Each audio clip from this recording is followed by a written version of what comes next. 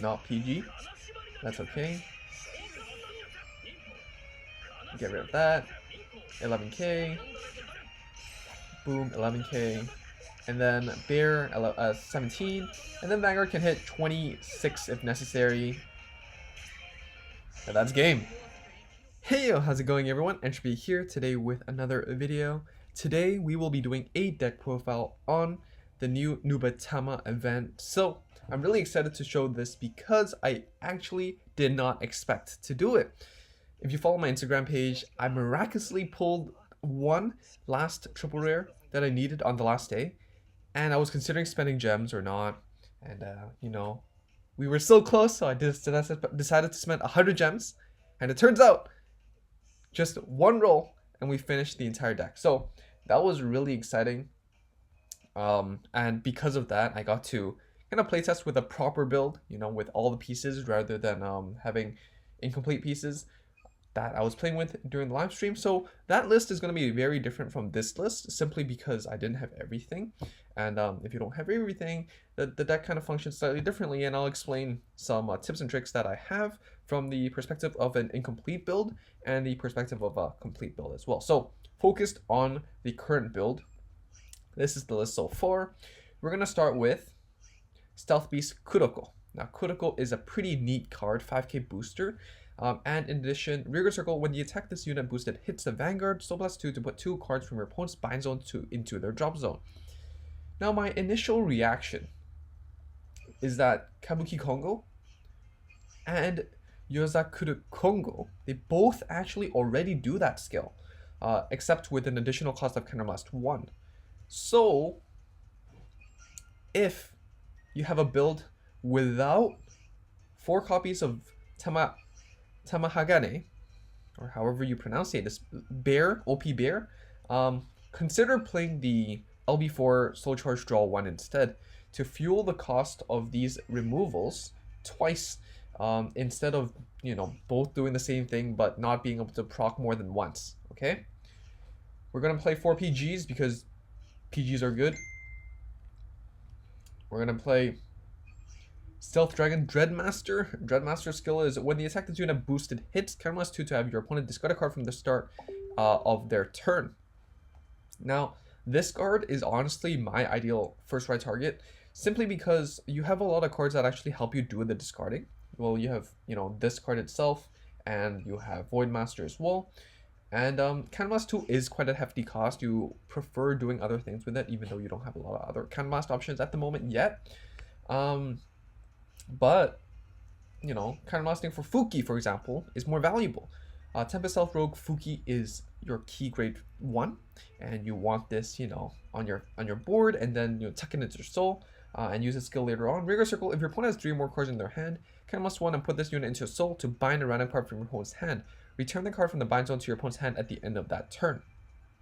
So again, this card synergizes well with Kuroko. It helps you fuel that soul cost. But one of the things is you don't need to use this, and then you don't need to remove that card from their bind zone to the drop zone, right? If your opponent's at 5 and you're trying to push for game 4 or 5, just being able to use this to potentially ping a PG away and just go for lethal is really strong.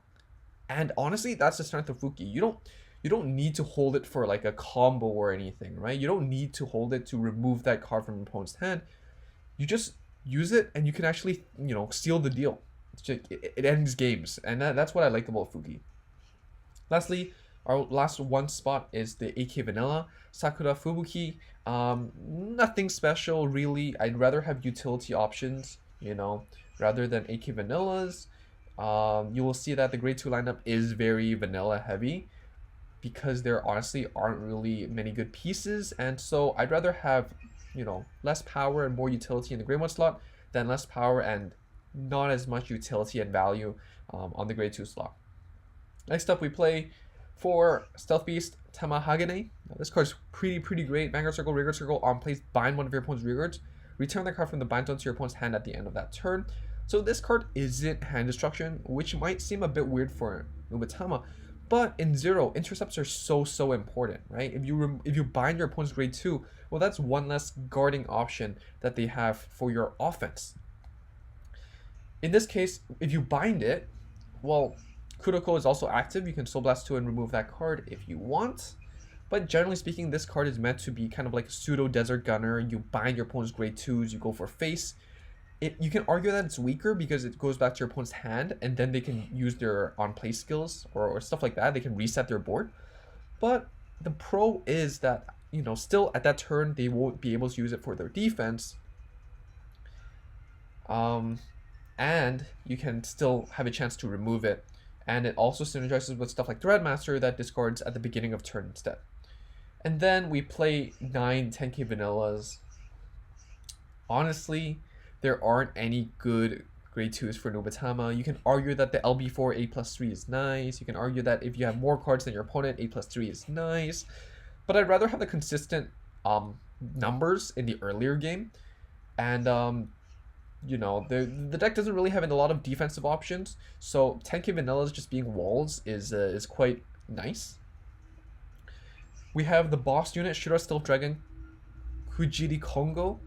I think the most challenging part of this video is just pronouncing the names. Vanguard Circle, Limber Break 4, when rolled upon your Vanguard gets +10, and then until end of turn, bind a random card from your opponent's hand. At the end of that turn, return that card from the bind zone to your opponent's hand. Your opponent also discards a card from their hand at the start of their next turn. So it's kind of like removing it for that turn, and then they get to choose what to discard at the beginning of their turn, so before they draw. Vanguard Circle, during your turn, if your opponent has 3 or less cards in your hand, it gets +3, so 14k beater, it's nice. Just being able to bind on your break right turn is really strong. Binding PGs or whatever, it's basically minusing one of your opponent, and shapes the deck up really, really well. It synergizes as well with cards like Shura Stealth Dragon, KUJIRKONGO. KUJIRKONGO, essentially on attack, card +1, +10, bind all of your opponent's rear guards, return those to their hand at the end of that turn. And if it hits, Soul Blast 2, card +1 to put 2 cards from their bind zone to their drop zone. So this is more board control. And KUJIRKONGO is more hand destruction. Limber Break 4 once per turn. If your opponent has 4 or more cards in their hand, card +1 and discard a card to get +10, and bind 2 random cards from your opponent's hand. Return those cards from the bind zone to your opponent's hand at the end of that turn. Vanguard Circle, when this unit attack hits a Vanguard, Soul Blast 2, card +1 to put 2 cards from your opponent's bind zone into their drop zone. So again, same bottom skill, which is why it does conflict with Kuroko. So if you don't have the break rise, if you don't have, you know, a lot of stealth beast, the bears, then maybe consider playing the other starter. But simply because this current starter has a lot of utility with, you know, the grade 1s and the bears, I do want to play it in a maximized deck in an optimal build. This card does need your opponent to be at 4 or more cards in hand to actually use, and so you can argue that it does, you know, not really synergize well with KUJIRKONGO, because on place you bind, and then on attack you bind. But overall, it does punish your opponent for keeping too many cards in hand, and you know, increases, you know, even if they call stuff out, it increases your odds of picking a PG anyways, right? And lastly, for the last card, we have Stealth Dragon Voidmaster. Vanguard Circle, during your turn, if you have more cards than your opponent, +3, so 12k beater. Vanguard Rigor Circle, on hit, card +2 to have your opponent discard a card from their hand at the beginning of their turn. So 12k beater is nice. Fortunately, this is your only real pick. You can choose to play the 10+2, but at the moment, the deck isn't that counterblast heavy. So being able to play, you know, stuff like Dreadmaster and Voidmaster isn't that bad, and counterblast 2 to get rid of one of your opponent's cards is solid.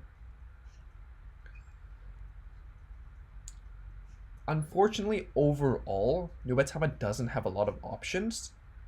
So this is what I'm playing with so far. You can consider playing Kokujo, which is when your opponent's unit is bind +3, and it synergizes really well with stuff like Fuki or Bear or KUJIRKONGO and stuff like that. But generally speaking, this deck doesn't have multi-attack options. Your Vanguard wants to attack Vanguards. So your attack pattern would be rearguard to rearguard, rearguard to rearguard, Vanguard to Vanguard, right? And in that case, well, the extra power that Kokujo gets doesn't really come into play very often unless you have your Bear turn. So in that case, I don't really think that this card is too valuable, and I'd prioritize the 10k.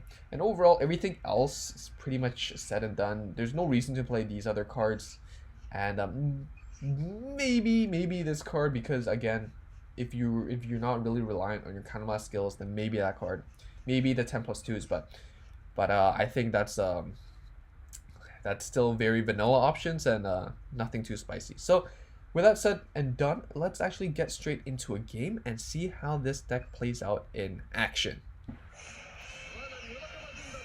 Kagero? Kagero? Alright, alright. I think Kagero is a bit hard of a matchup simply because they can tech PG, they can do everything here. I'm okay with this hand. No grade 3, but we'll draw into it, and if we don't, then I guess it increases our odds of hitting a trigger, eh? And Nubatama doesn't generate card advantage themselves, which is one of the difficulties of the build. Like, unless you hit into your draw triggers, sometimes you just get stuck. And in a deck that your opponent can retire your stuff, it's a bit hard.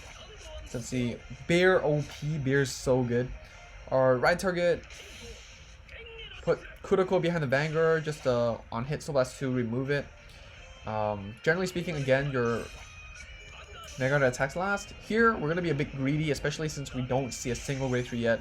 The odds of us hitting a grade 3 is at least more than or equal to our opponent. Heal trigger, okay, okay. We'd rather have it in our hand, but it's okay. At least we procced 1P. Draw on Nuvo. Wow, Man of Culture. I see. Alright.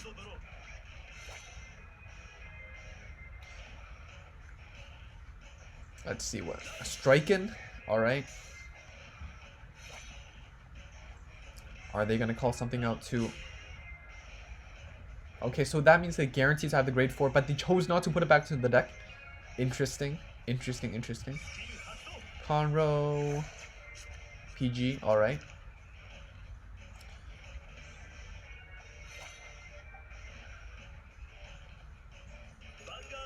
Okay. Keep letting us keep the grade. Another heal trigger.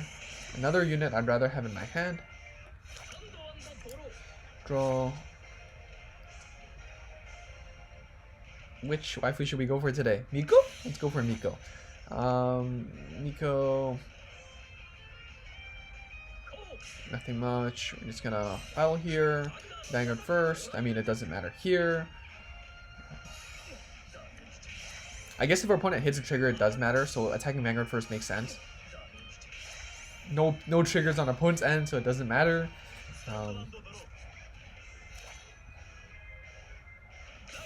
Cruel Dragon, interesting.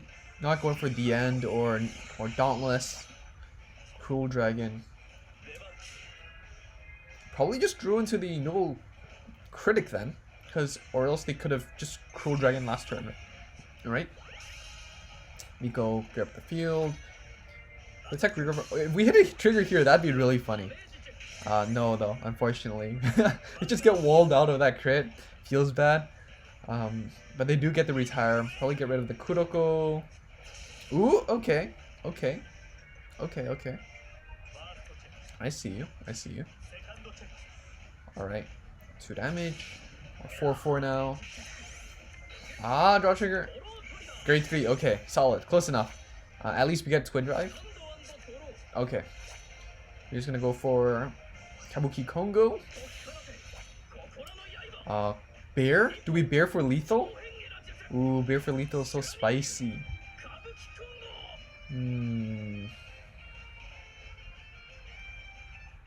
Or do we play it safe and just call it the grade 3, force hand destruction, and then bear next turn? 8 triggers left. We know they have a PG, so it's not that worth it.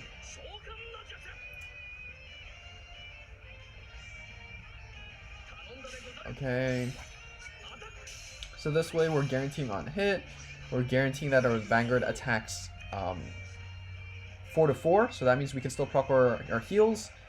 And Suisei can still threaten for lethal. So I value the heal more than the 10k and guarantee lethal because, oh, double draw trigger is nice. Because our opponent already has a PG anyways. No trigger. Very spicy. That's so this is the Conro PG.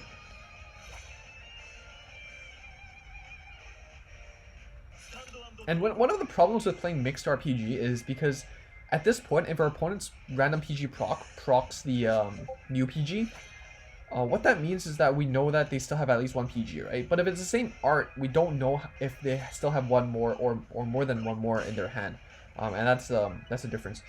Here, going for no critic. If I were them, I'd probably just go straight into the grade 4. There's no reason to stay on cruel. I guess the retire is nice, but being able to cancel triggers means lethal, right? If I didn't have a PG. Draw trigger 21.